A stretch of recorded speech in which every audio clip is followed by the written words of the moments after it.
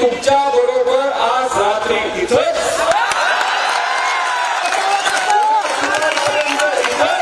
पैसे 2-3 दिवसांनी येऊ द्या, पण या निधीचा हा उद्याच्या उद्या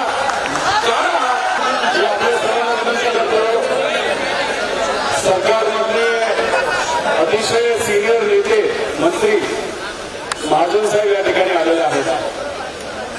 मला असं वाटतं की ते काय म्हणतात ते आपण सर्वांनी शांततेत ऐकून घ्यावं.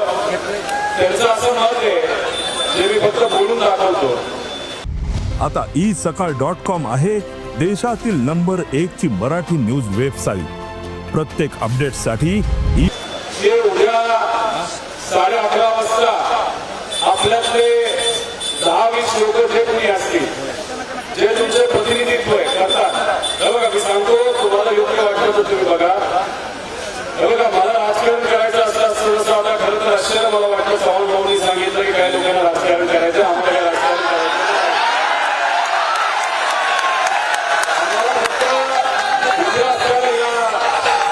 स्वाभिमानी शिक्षकांचा प्रश्न सुटावा एवढं त्या ठिकाणी आम्हाला सगळ्यांना वाटतं. ती प्रामाणिक इच्छा आहे. त्यामुळे उद्या जर मुख्यमंत्री साहेबांबरोबर व दोन्ही उपमुख्यमंत्री साहेब, त्याच्यामध्ये एक फायनान्स मिनिस्टर आहेत, एकनाथ शिंदे साहेब हे दुसरे उपमुख्यमंत्री आहेत, तर उपमुख्यमंत्री दोन्ही म्हणजे अजितदादा आणि एकनाथ शिंदे साहेब आणि मुख्यमंत्री देवेंद्र फडणवीस साहेब आणि तुमच्या सर्वांची मध्यस्थी मंत्री म्हणून इतर जे उपस्थित आहेत. खरं तर शिक्षण मंत्री इथे यावेत असं आम्हाला सगळ्यांना वाटत होतं, पण ते काम नाही आलं तर उद्या महाजन साहेब तुमच्यातले 10-20 जे कोणी प्रतिनिधी आपण सर्वजण निवडाल ते शिक्षकांचे प्रतिनिधी आणि जे आज या ठिकाणी उपस्थित असणारे आमदार आहेत.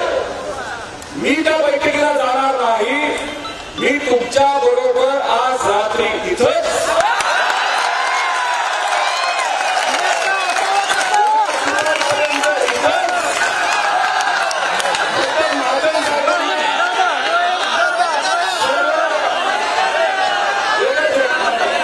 शिक्षकांच्या वतीने विनंती आहे. साहेब उद्या तुम्ही बैठक घ्याल. जीआर तर तुम्हीच काढलेला आहे. निधी फक्त देण्याची जरूरत आहे. बैठक जेव्हा उद्या होईल तेव्हा इथं असणारे सर्व आमचे शिक्षक जे कोणी 10-20 लोक असतील ते पेढे घेण्यासाठी एखाद्या दुकानात जावेत आणि या 10,000 लोकांना पेढे त्यांना देतात यावं अशी काहीतरी बातमी उद्या सकाळी तुम्ही घ्यावी एवढी विनंती इथे करतो. मी फक्त इथं असलेल्या महिला शिक्षकांना एवढीच विनंती करेन, रात्री पुरुष शिक्षक सर्व इथं राहतील.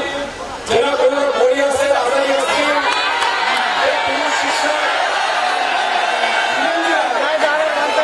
महिलांनी मला असं वाटतं इथे न थांबता उद्या सकाळी तुम्ही इथे या. पण त्यांचं औषध गोळ्या असतील त्यांनी त्यांची काळजी तिथे घ्या. जाता जाता फक्त महाजन साहेबांना एवढीच विनंती, इथं फक्त 12,000 लोक आहेत. अजून 40,000 लोक महाराष्ट्रामध्ये कानाकोपऱ्यामध्ये गरीब मुलांना अजूनपर्यंत शिकवत आहेत.